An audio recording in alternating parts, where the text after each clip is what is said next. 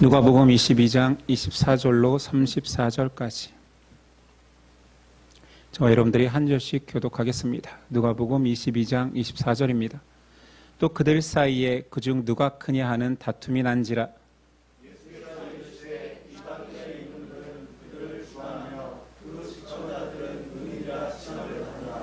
너희는 그렇지 않을지니 너희 중에 큰 자는 젊은 자와 같고 다스리는 자는 섬기는 자와 같을지니라.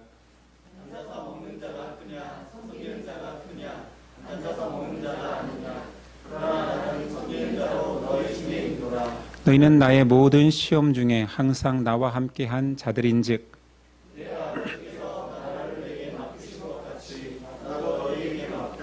너희로 내 나라에 있어 내 상에서 먹고 마시며 또는 보좌에 앉아 이스라엘 12지파를 다스리게 하려 하노라.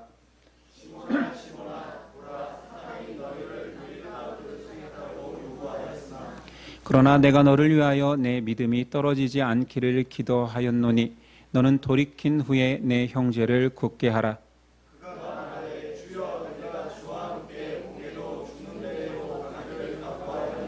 함께 읽습니다. 이르시되 베드로야 내가 내게 말하노니 오늘 닭 울기 전에 내가 3번 나를 모른다고 부인하리라 하시니라. 아멘. 오늘 말씀의 제목은 강할 때 약함과 약할 때 강함이라는 제목으로 은혜 나누겠습니다. 우린 지난 시간 예수님께서 제자들과 6월절 마지막 식탁을 준비하는 장면을 보았습니다. 예수님은 제자들에게 이 식탁이 마지막임을 말씀하셨죠. 지난 절입니다. 지나갔던 절입니다. 16절.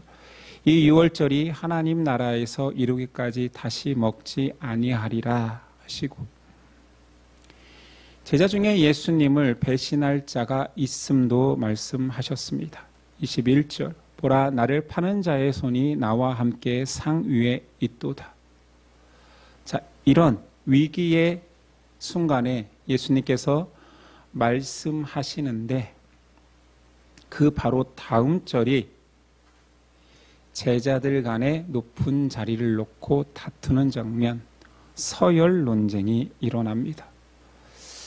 예수님은 죽음의 위기 가운데 자신의 죽음을 말씀하고 계시는데 제자들은 자신의 높음을 자랑하고 있지요. 이건 누가 보더라도 제자들의 명예욕과 탐심을 드러내는 경쟁 심리임을 알 수 있습니다. 제자들의 다툼은 두 가지 오해를 하고 있는 거지. 하나님 나라에 대한 오해와 잘못된 메시아관에 대한 오해입니다. 예수님께서 여러 차례 그들의 오해를 바로 잡아주셨음에도 여전히 그들은 다른 꿈을 꾸고 있습니다. 동상이몽이지요. 앞서 똑같은 논쟁이 누가복음에 있었습니다. 누가복음 9장 46절 이하입니다. 제자 중에서 누가 크냐 하는 변론이 일어나니 예수께서 그 마음에 변론하는 것을 아시고 어린아이 하나를 데려다가 자기 곁에 세우시고 그들에게 이르시되 누구든지 내 이름으로 이런 어린아이를 영접하면 곧 나를 영접함이요 또 누구든지 나를 영접하면 곧 나를 보내신 이를 영접함이라. 너희 모든 사람 중에 가장 작은 그가 큰 자니라. 이런 교훈이 있었음에도 또 다투는 걸로 봐서는 제자들은 이 말씀이 모호하게 다가왔던지 아니면 들었지만 못 들은 척 듣고 싶지 않았는지 모르겠습니다. 그래서 예수님은 두 번째 똑같은 상황이니 오늘은 구체적으로 설명을 하십니다. 제자들이 다 오해하고 있으니까 다 같이 싸우는 거겠지요. 예수님 말씀하십니다. 하나님 나라 공동체의 리더는 세상 방식과 다르다. 알다시피 하나님 나라의 리더는 섬김 받는 자가 아니라 섬기는 자입니다. 이것을 예수님의 주특기인 비유를 통해 두 가지 비유를 통해 말씀하십니다. 첫 번째는 왕들의 비유입니다. 당시 이집트 왕 프톨레미도 로마의 트라얀 황제도 절대 권력을 가지고 폭압 정치를 하고 있었습니다. 그런데 우습게도 그들은 시민들을 억누르고 있음에도 포고령을 내려 자신을 칭하기를 은인, 예수님 표현이죠. 정치인들은 은인이라 칭한다. 무슨 말입니까? 내 이름 앞에 은혜로운 왕, 은혜로운 황제라는 수식어를 넣어서 불리게 했습니다. 통치자들은 가진 힘이 있기 때문에 얼마든지 그 힘을 이용해서 자신을 더욱더 높이 쌓아갈 수 있지요. 세상 통치 가운데에서 그런 통치를 살아간 자들은 점점점 그것이 의식화되어서 노예성이 생기는 것입니다. 종의 의식이 생기는 거예요. 아, 높은 자 왕께서 은혜를 베푸시니 우리가 잘 산다. 그리고 그들의 의식 속에 나도 높아져서 큰 이익과 또는 지위를 누려야겠다. 이게 소망이 되는 거지요. 예수님의 제자들은 3년 동안 예수님과 함께 했음에도 이 세상적 관점에서 벗어나지 않습니다. 그들의 생각은 어찌 보면 합리적입니다. 노력한 만큼, 내가 제자로 헌신한 만큼 나도 높아져야 한다라고 생각하는 거지요.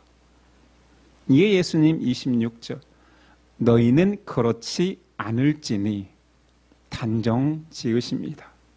너희 중에 큰 자는 젊은 자와 같고 힘있다 하더라도 힘 없는 자와 동급이다. 다스리는 자는 섬기는 자와 같을지라. 주인과 종은 너희 사이에 구분이 없을 거야. 아니, 서로 싸우고 있는데 다 똑같은데 니네 왜 그러지? 두 번째 비유로 말씀하십니다. 유대인의 식탁을 비유로 말씀하시죠. 우리의 옛 노예가 있던 시대의 식탁도 동일했겠지요. 주인이 식사를 하고 있으면 모든 종들은 그 옆에서 섬겨야 되는 거예요. 주인의 상에 같이 앉을 수 없습니다. 수종 드는 것이 너무 당연한 것이지요. 종 중에서 가장 미천한 자는 식탁에 밖에서 돌아온 주인이 식탁에 앉기 전에 발을 씻기는 종이었습니다. 그런데 누가복음엔 등장하지 않지만 요한복음에 보니 오늘 이 마지막 식탁 전에 예수님께서 제자들의 발을 씻깁니다. 다 알고 있는 거예요. 그 가정에서 가장 미천한 종이 주인의 발을 씻기는데 예수님이 식탁 전에 제자들의 발을 씻기니 심지어 베드로는 거절합니다. 절대로 주께서 내 발을 씻게 할 수 없습니다. 예수님이 그러면 너는 나와 상관없는 자라 했더니 발을 맡기지요. 높은 자가 섬김 받는 것이 당연합니다. 그러나 하나님 나라는 크고 힘 있는 자가 군림하는 것이 아니라 힘 없고 약한 자를 섬기는 리더십을 말합니다. 이것이 말은 쉽지만 사실은 모든 세상 사람들이 가지고 있는 의식을 깨뜨리는 것입니다. 혁명이지요. 사회 가치의 전복, 패러다임 시프트입니다. 어느 누가 그렇게 삽니까? 힘이 있는데 연약한 자를 섬긴다고요? 주인이 종을 맞아들이는 이유는 우리 집에서 내 섬김을 받기 위해서 너는 종 되어라 합니까? 말도 안 되는 거지요. 그러니 혁명적이지. 예수님 또한 이 서열 논쟁에서 자, 그래, 니네가 리더가 되고 싶어 하지 지도자가 되고 싶어 하지. 결국 12사도는 예수님 부활하신 이후에 초대교회의 리더가 됩니다. 그러니 예수님께서 지금 사도의 자격을 이야기하는 것은 앞으로 있어질 모든 하나님 공동체의 지도자의 자격이라 해도 무방하지요. 예수님 말씀하십니다. 첫 번째 자격은 예수님과 동행하며 그의 말씀을 아는 자입니다. 28절, 너희는 나의 모든 시험 중에 항상 나와 함께한 자들인지. 여기서 집중해야 되는 것은 항상 나와 함께하였다라는 것입니다. 가룟 유다가 배신 이후에 죽음을 택합니다. 12사도 중에 한 자리가 공석이 되었을 때 초대교회는 사도의 자리를 채우자, 우리가 채우자, 그러면서 세운 첫 번째 규칙이 사도행전 1장 21절에 나오니 주 예수께서 우리 가운데 출입하실 때 항상 우리와 함께 다니던 사람 중에 하나를 세워 우리와 더불어 예수께서 부활하심을 증언할 사람이 되게 하여야 하리라 하거늘. 자, 그때도 기준은 뭐였어요? 예수님이 공생애하며 우리를 데리고 다니실 때 그의 행적과 그의 말씀을 경험한 자가 1순위다라고 말합니다. 오늘 말씀에도 나와 항상 함께한 그 두 번째 제자, 지도자의 자격은 말에 무엇합니까? 계속 강조되고 있는 예수님 만찬의 자리까지, 마지막 식탁의 자리까지 강조했던 섬김의 사람입니다. 마지막에 와서 그 섬김을 강조하는 것이 아니라 예수님 처음부터, 공생의 시작부터 내가 온 이유를 밝히시니, 마태복음 20장에도 마가복음 10장에도 인자가 온 곳은 섬김을 받으려 함이 아니라 도리어 섬기려 하고 자기 목숨을 많은 사람의 대속물로 주려 함이니라. 예수님 성육신하서 인간으로 오신 이유는 죄사함의 구원 사역과 섬김의 본을 위해 오셨다 말합니다. 그러니 내 제자는 스승인 나를 따라 너희도 섬김의 사람이 되어야 된다 말하겠지요. 세 번째 자격은 동일하게 28절에서 볼 수 있습니다. 너희는 모든 시험 중에 항상 나와 함께한 자들인즉.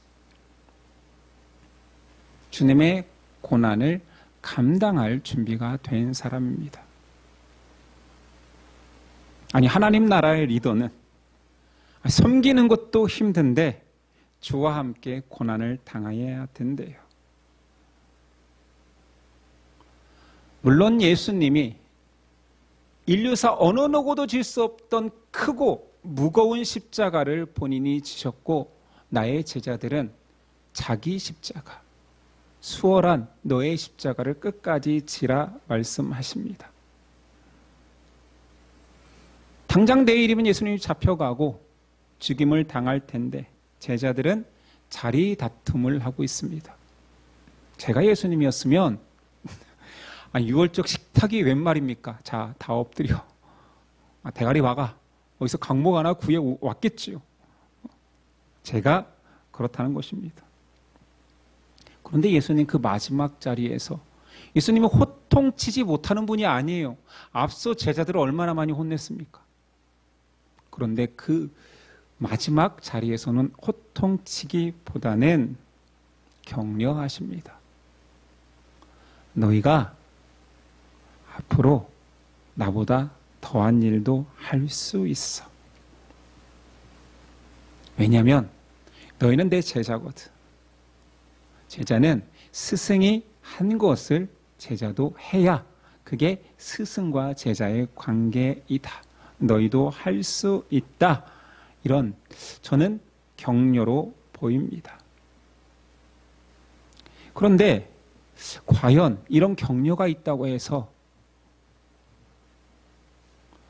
제자의 길을 높아지면 높아질수록 더 섬겨야 되고 고난에 동참해야 되는 제자의 길을 걸어가는 사람이 있겠습니까? 예수님도 약간 의구심이 들었는지 마지막에는 격려로 끝내는 것이 아니라 그들에게 주어질 보상 이야기도 하십니다. 예수님답지 않지만 예수님이 마지막 그 날은 너무 마음이 유해지고 너무 안쓰러웠던 것 같아요. 제자가 드리게 될 두 가지 권세를 말씀하시니, 첫 번째 29절, 내 아버지께서 나라를 내게 맡기신 것 같이 나도 너희에게 맡긴다.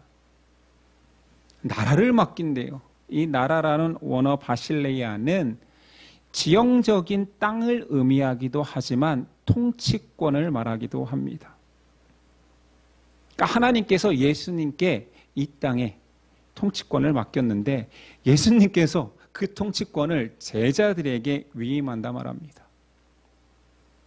자, 그러면 통치권이면 예수님은 이스라엘을 다스렸습니까?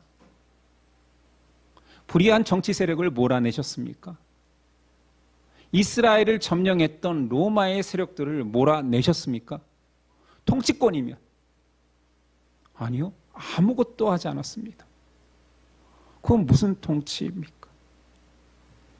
하나님이 예수님에게 허락한 통치는 물론 미래적으로 보고 온 세상의 완성 형태로 보면 우리가 생각하는 그 통치 이상의 의미입니다. 그러나 실제적으로 본다라면 예수님은 이스라엘도 로마도 점령하지 않았거든요. 근데 무엇을 위임합니까? 여기서 말하는 진정한 통치는 그리스도의 통치권을 가지고 통치하는 방식인 섬김의 모습으로 살아가는 성도의 모습을 말합니다. 이렇게 잘 설명해 주면 오히려 더 매력적이지 않아요? 세상에서 높아지는 것이 통치지요 라고 말하지, 그리스도의 모습대로 이 땅에 오신 그리스도의 그 권면대로 우리가 낮아짐의 섬김의 통치를 한다고 하면 매력적으로 들리지가 않습니다. 세상이 뒤집어졌다니까요. 높은 자는 낮아지고 높은 자가 낮은 자, 약한 자를 섬기는 세상으로 예수님이 변혁시켰잖아요. 그러면 왕된 통치권을 가진 자는 연약한 자를 섬기고 사랑하고 예수 그리스도의 생명력을 불어넣어 줄 수 있다는 거예요. 이게 왕 노릇입니다.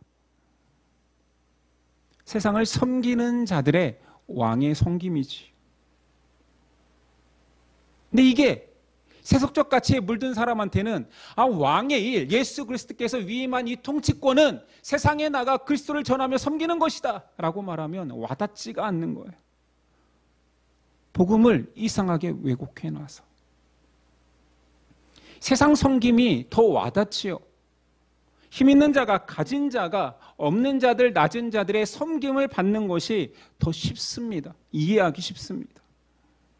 가진 것이 없고 지위가 낮은 자들은 더 가진 자를 위해 봉사하는 것을 당연하다 여깁니다.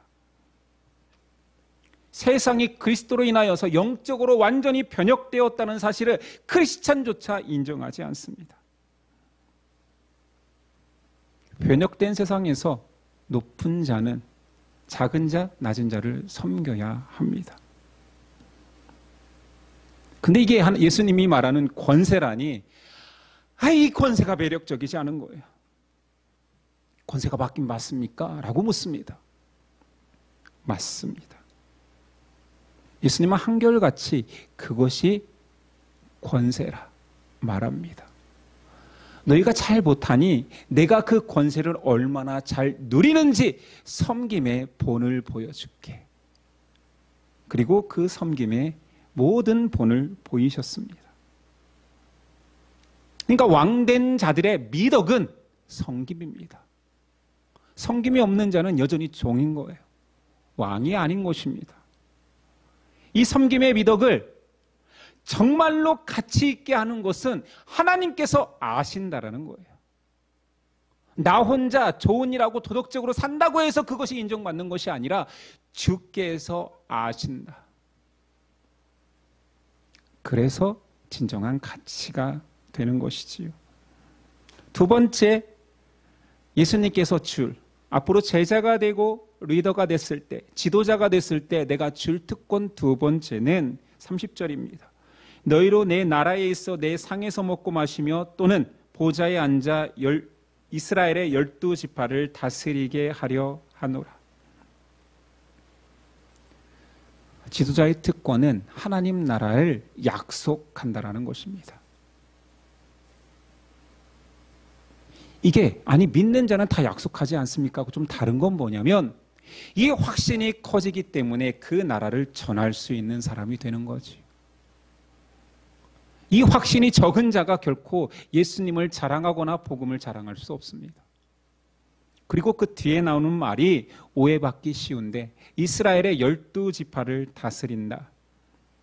그러니까 통치권, 이제 진짜 통치권을 마지막 날에는 내가 천국에 가서 더 높은 자리에서 다 다스리게 되는 거죠? 라고 묻는다라면 틀렸습니다. 고대 근동의 전쟁 영웅들은 그의 가장 큰 공을 세운 사람을 당시의 왕의 보좌에 앉게 합니다. 나의 버금가는 영광과 지위를 누리게 해주겠다라는 상징적인 모습이지요. 심지어는 보좌 말고도 왕이 타고 다니는 수레에 앉게도 합니다. 우리는 그것을 말씀 속에서 요셉이 바로의 수레에 앉았던 모습에서 찾을 수 있지요. 지금으로 말하면 왕의 의전 차량에 탄다? 그렇게 영광되지는 않는 것 같지만 어찌됐든 대통령 전용차에 태워서 얘는 나와 방불한 영광을 누릴 거라라는 표현인 거지. 예수님이 제자들에게 약속하는 것은 그래, 니네 높은 자리 좋아하지. 그래, 진실로 높아지는 영광의 자리에 내가 앉게 하겠다. 이건 비유가 아니라 저는 진실이라 여깁니다. 예수님은 영광의 자리에 나와 방불한 하나님 기업을 나눌 자로 너희를 세웠다라는 여러 가지 표현들이 있는 걸로 봐서 진실로 영광된 자리를 우리에게 허락하십니다. 자, 그런데 여기까지 오기까지 앞에 장수로 비유했으니 장수로 이야기해 봅시다. 전쟁에 참전하지 않고 고난과 목숨을 내놓는 그런 섬김의 자리를 가지 않고 이 영광의 자리에 앉으려 하는 것은 사기입니다. 그러니 이 땅의 성도들에게 우리가 살아가는 이 현장은 전쟁터일 수도 있습니다. 꽃길이 아닐 가능성이 큰 거지요. 그래서 예수님은 그것을 괜히 오해할까 봐 아니야, 넓은 길 아니야, 좁은 길이야. 많은 사람이 찾는 큰 문 아니야, 좁은 문이야. 찾는 이가 적을 거라 말합니다. 전쟁과 같은 인생에서 왕의 섬김을 너희는 할 수 있겠느냐? 예수님 도전하시지요. 연약한 인간에게 그러나 상이 분명히 있다 라고 말씀하십니다. 자, 이 정도 예수님 말씀을 들었다면 여러분들은 그러면 제자가 되겠습니까? 지도자의 길을 걷겠습니까? 아니면 피하겠습니까? 많은 사람들이 고민하지 않고 포기할 것입니다.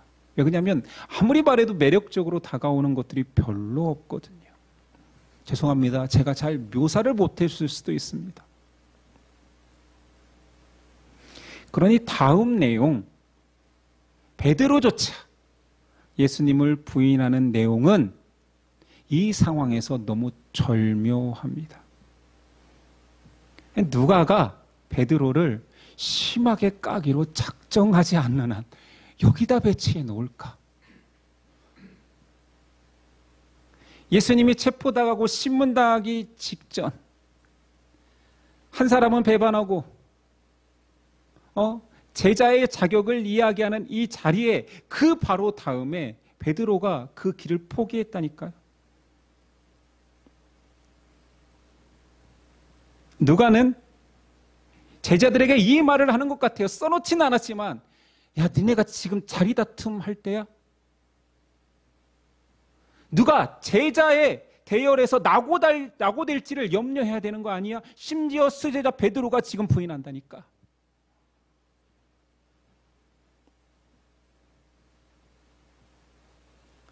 예수님은 베드로를 비난하기보다 이렇게 시작합니다. 시몬아, 시몬아. 어떤 느낌입니까? 물론 제가 뉘앙스에 따라서 시몬아! 한다면 아마 큰 호통으로 들리겠지만 제가 여러 번 묵상해 볼 때 이것은 예수님의 애정이 담긴 말입니다. 왜냐하면 잡히시기 전날 이렇게 예수님은 호통치지는 않았을 것 같아요. 마지막 사랑하는 여인에게 마지막 뒷모습인데 시몬아, 시몬아. 애정이 잔뜩 담긴 말이며 또는 이것을 좀 급하게 부른다면 시몬아, 시몬아. 절박한 심정을 담아서 부르는 것입니다. 예수님, 시몬의 이름을 내가 너를 베드로라 칭하리라, 반석이라 칭하리라 했는데 여기서 왜 시몬이라 말합니까? 예수님을 부인할 베드로를 이야기하는 것이기 때문에 반석, 단단하고 흔들리지 않는 너의 터 위에 믿음의 교회가 세워질 것이다라는 그 말이 너무 안 어울리잖아요. 그러니 예수님의 배려입니다. 배신자를 칭할 때조차 베드로라고 했다라면 그가 얼마나 그 베드로의 이름이 수치스러웠겠습니까? 그래서 예수님이 베드로라고 시몬이라고 안 부르겠다고 해놓고 배신할 예고할 때는 시몬아 시몬아, 그의 수치스러움을 덜어주시기 위하여서. 권면을 하는데 사단이 너를 밀가부르듯, 제자들 모두를 밀가부르듯 한데, 원어에서 보니까 이걸 채를 흔들다라는 뜻이에요. 마귀가 우리를 채 위에 올려놓고 막 흔듭니다. 시험당에 넘어지고 낙오될 때까지 흔들어 버립니다. 아니, 이 상황을 아시는 예수님은 아예 마귀가 근접하지 못하게 해야 되는데 마귀의 시험을 허락하신 이후에 제자들을 위해서, 특히 베드로를 위하여서 시험에 떨어지지 않기를 내가 기도한다라고 말합니다. 마지막까지 교훈하시는 거지요. 시험에 빠져 마귀의 유혹에 넘어가지 않는 유일한 길이 기도라는 것을 말씀하십니다. 예수님과 함께 할 때 제자들은 별로 기도할 필요가 없었습니다. 왜 그러냐면 하나님이신 그의 아들이신 예수 그리스도가 있었으니 그냥 아뢰고 대화하는 것이 기도였고, 기도는 동행입니다. 근데 예수님이 이제 부활 승천하시면 더 이상 동행하는 자가 없기 때문에 기도를 가르쳐 주시지요. 너 시험 당할 거야. 마귀가 계속 너를 채를 흔들 거야. 그때마다 너는 하나님과의 간격을 유지해라. 벌리지 마라. 하나님과 동행해라. 이것이 기도입니다. 기도가 멈춰지는 순간 하나님과 멀어지며 그 틈을 사단은 파고듭니다. 기도가 멈추는 순간 성도는 마귀의 밥이 되지요. 예수님이 이것을 강조하시는 것입니다. 또한 예수님, 마지막 권면으로 사랑하는 제자들에게 이런 말씀을 하십니다.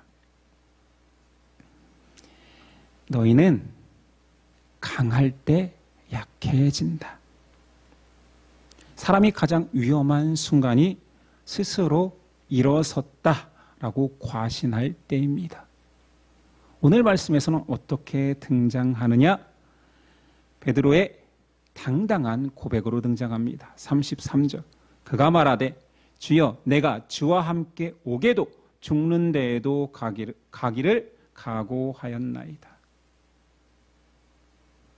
얼마나 멋진 고백입니까? 지금 베드로는, 그리고 제자들이 높은 자리를 놓고 싸우는 것은 못나서가 아니라 잘나서입니다. 헌신하지 않아서가 아니라 너무나 많이 헌신했기 때문입니다. 베드로가 지금 주를 위하여 목숨을 버리겠다라는 말은 그렇게 살아왔기 때문입니다. 헌신자지요.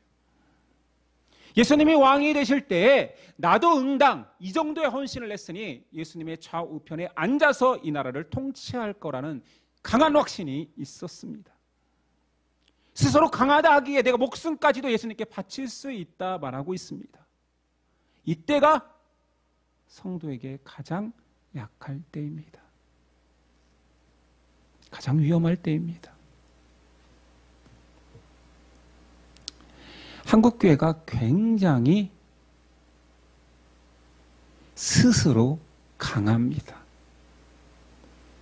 갑자기 한국교회가 함께 일어나서 강함을 드러내려고 합니다. 세상 정치판에도 내가 얼마나 힘 있는지, 한국교회가 뭉치면 얼마나 힘 있는지 알아 주장하기 시작합니다. 이 정치적 이야기는 강단에서 선포하기 불편하고 어려운 이야기지만 우리의 모습이기에 한번 생각해 봅시다. 크리스찬들이 너무 강해졌습니다. 스스로. 그래서 우리의 목소리가 세상을 바꿀 거라는 세상적 확신이 있습니다. 여러 가지 맛을 본 것 같아요. 정치적으로 듣지 말고 한번 들어보십시오. 저도 조심스러우니까요. 촛불 시위가 세상을 바꿨습니까? 우리는 이제 돌아볼 수 있잖아요. 우린 반추할 수 있잖아요. 한국 정치를 더 건강하게 만들었습니까? 자, 그렇다면 아직 오지 않은 태극기 집회가 그러면 세상을 바꿀 것 같습니까?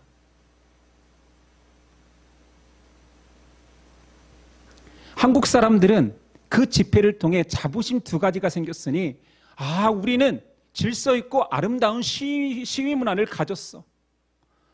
우린 대통령조차 바꿀 수 있는 시민의식을 가졌어라고 국뽕에 차올라요. 세계도 칭찬한다 그래요. 세계가 칭찬합니까 진짜? 난 다 한국 사람이 위해서 그러던데. 세계는 이런 한국의 불안한 정치 상황을 염려합니다. 세계는 지금 관세 전쟁과 나라 간의 경제 전쟁으로 피터지게 싸우고 있어요. 그런데 한국은 여전히 동족끼리 적군이라 지목하며 내전을 치르고 있습니다. 세계 경제학자, 미래학자, 정치학자, 심지어 기업의 오너조차 한국이 급격하게 몰락할 것이라 예견합니다. 그런데 왕의 권세를 가지고 있다는 그리스도인들이 섬김의 종을 자청하기보다 힘을 발휘하려 합니다. 예수 권세는 어디에 있습니까? 하나님 나라의 왕권을 발휘하려는 주의 제자들은 어디 있습니까? 우리의 모습을 돌아봅시다. 누가 더 시민의식이 강하고 누가 더 바른 의식을 가졌는지 자랑하려고 싸우고 있지 않습니까? 지금 우리가 목숨 걸고 독립운동하고 있어요. 자기 손에 나면 다 도망갈 사람들이,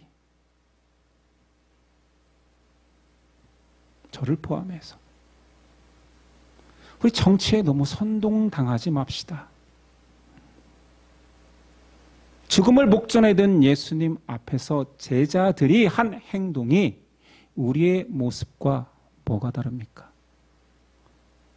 나 당연히 의식 있고 나 당연히 예수님 우편에 좌편 자리는 내가 오르는 게 당연한 거 아니야 라고 확신하는 거. 나만큼 똑똑한 사람 있어? 기독교인들이 정말 똑똑한데 반성경적이 되어가고 있습니다. 왜 강함을 드러내려 합니까? 예전에 크리스찬들은 모이면 항상 자기 죄를 자복하고 회개했습니다. 징글징글했어요. 어떤 집회에 가도 기도 제목 1번은 회개합시다. 앞에 나와서 애들은 무릎 꿇고 기도해. 울면 칭찬해주고 1시간 동안 회개했는데 또 시키고 또 시키고 다음날 새벽 기도 가면 또 회개하라고 그러고 마지막 날까지 회개하라고 그러고 머리가 커지는 모든 성도들에게 겸손하기를 가르쳤습니다. 근데 요즘은 모여서 힘을 자랑하려 합니다. 우리가 세상을 바꿀 수 있으리라고 선동합니다. 선동당하지 마십시오.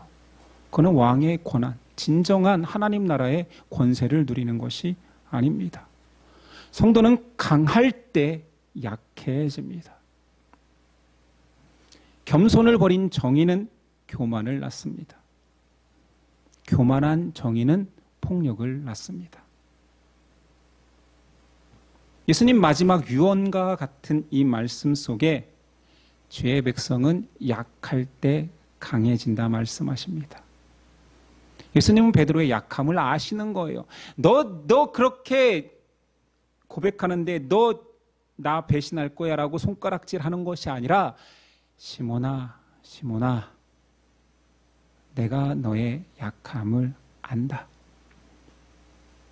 그래서 내가 너를 위해 기도할 거야 하나님과 가까이 있을 수 있도록. 그것이 강함이거든. 베드로가 예수님 처음 만났을 때의 상황으로 가봅시다. 예수님이 베드로를 부르니 주여 나를 떠나소서 나는 죄인이로소이다. 너무 작고 약했습니다. 그때 예수님이 그를 향하여 너 시몬이라고 이제 하지 않을 거야. 네 이름은 베드로 반석이다. 오늘 베드로의 배신을 말하고 싶은 것이 아니라 너는 나를 부인하게 될 거야. 너는 네 인생의 가장 수치스러운 사건을 경험할 거야. 그런데 그 경험이 나무의 옹이처럼 그 나무를 단단하게 만들 거야. 이 사건이 평생 너를 따라다니면서 너를 겸손의 사도로 만들 거야. 그리고 그 겸손함으로 너는 진정한 내 제자가 된다. 예수님 그렇게 기도한대요. 32절. 그러나 내가 너를 위하여 믿음이 떨어지지 않기를 기도하였노니 너는 돌이킨 후에. 예수님 다 알고 계셔. 너 돌이킬 거야. 너 그 수치심에 창피해서 다시 제자 못하겠다라고 하지 않고 돌이킬 거야. 그 이후에 내 형제를 굳게 하리라.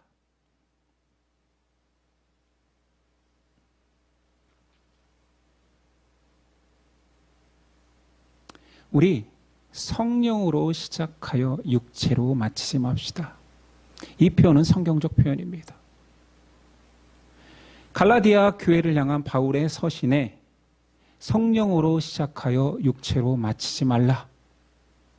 그들에게 복음이 전하여졌으나 유대인 속에 흐르고 있는 그 율법주의로 다시 돌아가고자 할 때 바울이 한 말입니다. 아니 성령을 줬더니 성령으로 시작시켰더니 너희 다시 그렇게 육체로 바치려 하니 율법으로 돌아가려 하니. 이 말이 동일하게 이 누가복음에서도 예수님이 하시는 말 같습니다. 너희 제자로 시작하였잖아. 그런데 그 끝에 배신자로 끝날 거야. 나를 부인하는 사람으로 끝날 거야. 아니잖아. 내가 제시한 길로 끝까지 포기하지 않고 따라와 보려. 고난 없는 영광, 섬김 없는 높아짐을 추구하는 세상 사람들에게, 심지어 제자들에게 예수님이 권면하십니다. 하나님의 그 귀한 영광을 세상에 속된 것과 제발 바꾸지 말아라.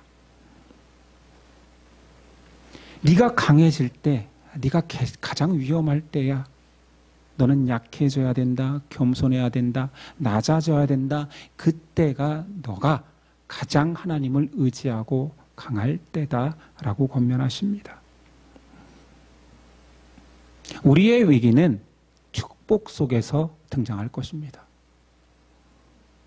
저와 여러분의 넘어짐은 우리가 잘되고 형통한다고 느끼는 그 순간 마귀의 속삭임에 넘어갈 것입니다.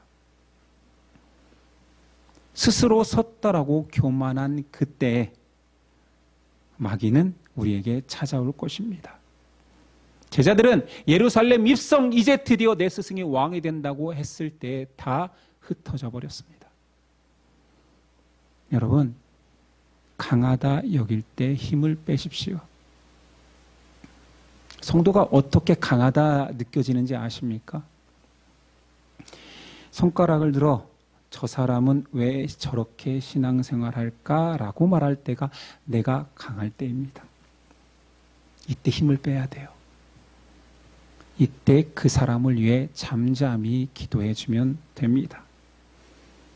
성도가 약할 때가 언제일까요? 약할 때는 여러분 너무 많이 보여요. 그냥 못나질 때입니다. 못나고 초라하고 내가 예수님이 이렇게 믿었는데 왜 내 삶은 이렇게 곰핍하지?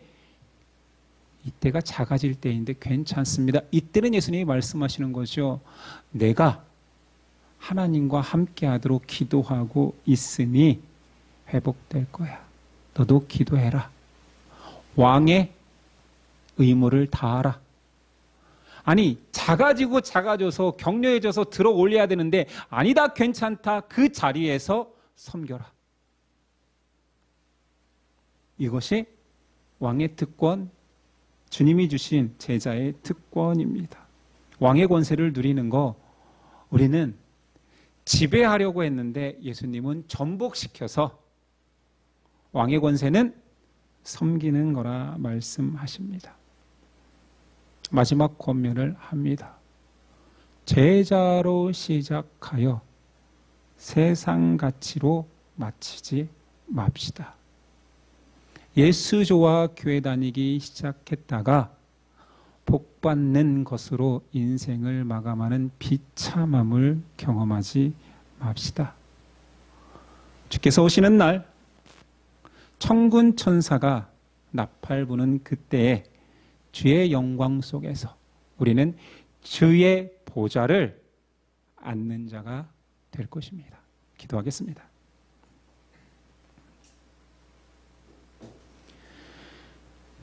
주여, 우리의 잘못된 가치관을 바꿔 주옵소서. 한 번, 두 번 계속 높은 자리를 위해 싸웠던 제자들의 모습이 우리입니다. 우리는 또다시 높은 자리를 놓고 경쟁하고 싸울 것이며 당연히 이 정도 헌신한 내가 더 높은 자리를 차지해야 된다고 주장할 것입니다. 어쩜 우리 같습니까?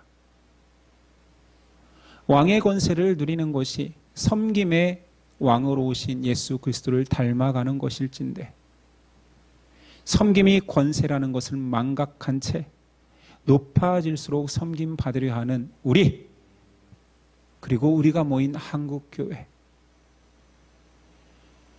나를 끝까지 따르는 자가 누구인가 물을 때 주여 내가 여기 있나 고백할 수 있겠습니까? 마지막 날에 믿음 있는 자를 보겠느냐 했을 때 주여 제가 끝까지 내 십자가를 지고 살아왔습니다 고백할 수 있겠습니까?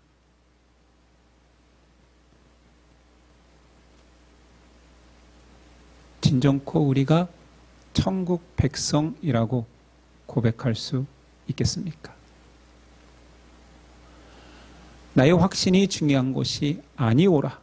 주님이 확신 주시고 주님이 우리에게 믿음으로 선포하시니 확신 생길 것입니다. 그러나 자고하여서 교만하여져서 당연히 내 것이라 여기는 자 되지 않게 하여 주시고 아무 자격 없는 자, 받을 수 없는 은혜를 받은 자로 살아가게 하옵소서. 우리가 커지고 강하여질 때 우리는 넘어질 것입니다. 나의 약함, 나의 무능, 내가 아무것도 할 수 없어 하나님만 의지한다 할 때 우리가 주 안에서 강해질 것입니다. 이런 우리 될 수 있도록, 그런 예심 될 수 있도록, 그런 한국교회 될 수 있도록 도와주옵소서. 예수 그리스도의 이름으로 기도드립니다. 아멘.